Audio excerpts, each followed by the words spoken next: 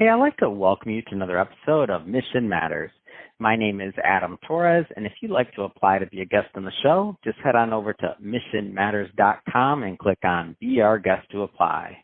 All right, so today I have Tony Restel on the line, and he's founder of socialhire.com. Tony, welcome to the show. Thank you ever so much for having me. Pleasure to be here. All right, Tony. So excited about today's topic. We'll be talking about social media marketing. How effective is it for businesses, and really, who can you trust to do this kind of work? So, a lot of business owners, executives, and experts are listening to this show because they want help, they want tips, and they want to know how to get their marketing done. So, excited to have you on. But we will start this episode the way that we start them all, with our Mission Matters Minute. So, Tony, we at Mission Matters, we amplify stories for entrepreneurs, executives, and experts. That's our mission. Tony, what mission matters to you? That's a really great question.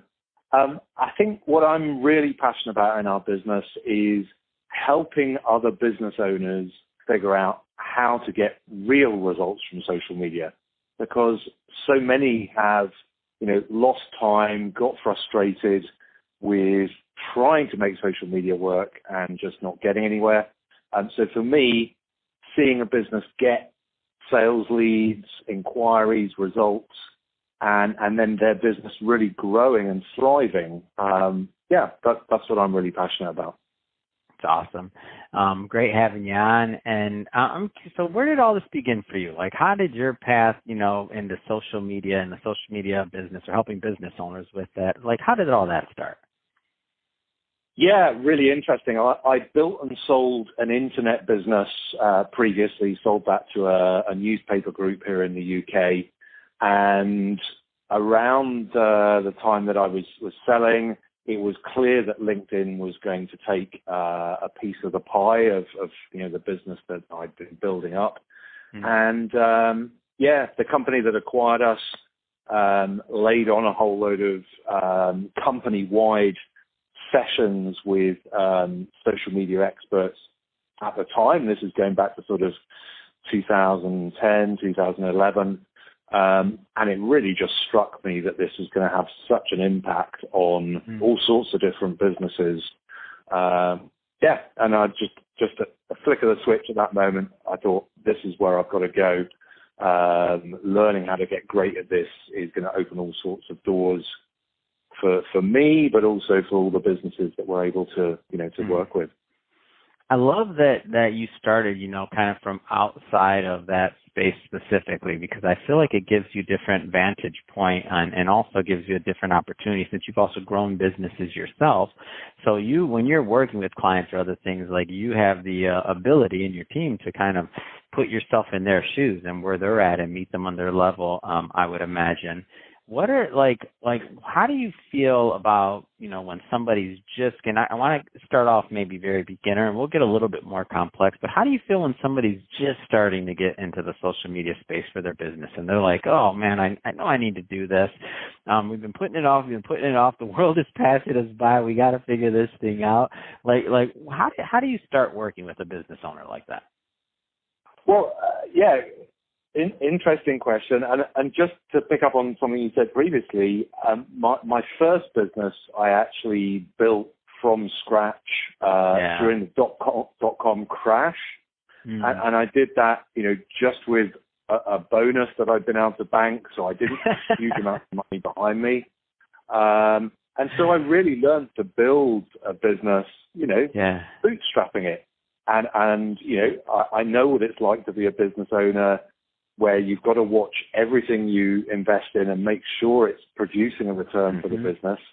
And so a lot of the work we do is with small businesses, and I really relate to, the situation that a lot of them are in, from having had that background. But to answer your question about, when we start working with a new business, I guess we're fortunate in that we do a lot of educating and helping business owners figure out if social media could have a really big impact on their business through all the marketing we do. So usually by the time I actually have a a one-on-one call with a business owner, they will already have been on one of our webinars, or they'll have seen me present at an event, or they'll have read a whole load of our blogs or done a training course with us. So actually, usually I'm talking to people who have gone from, wondering whether social media is something they should be bothering with, to, they're now full-blown, they understand the impact this could have on their business, and what they're really concerned to figure out is, how do I make this work? How do I get those results? And that's when we tend to have our calls. Does that answer a question? It does. And is there any particular niche that you prefer versus another? Do you work with any type of business? Give us a feel and kind of just a flavor for the type of clientele that makes sense.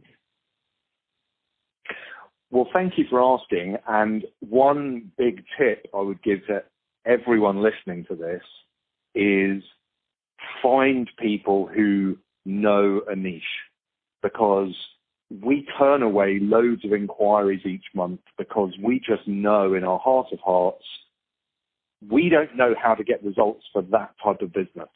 And there is a social media agency or a freelancer out there that already knows how to get great results for your business. And so if you end up working with someone that isn't specialist in that way, basically they're going to experiment and figure things out at your expense. So our own area of specialism is working with small B2B companies. So lots of professional services firms and technology platforms. So businesses that want to generate client inquiries or event attendees or demo requests from a very specific audience of people. So most of our clients will say, we need to get on calls with sales directors, or we need to meet people who are responsible for cybersecurity of their corporate, or we need to hire this kind of digital marketing professional. That for us is what we're expert at, building that niche audience of a very specific type of business person, and then helping to convert that audience into having done something, much more meaningful for the business. In your niche, what do you find some of the common challenges are for the business owners that you're facing? Obviously, every business is going to be different, but I know you've worked with, a substantial amount of clients. So are there any themes that kind of carry over from business to business in your niche?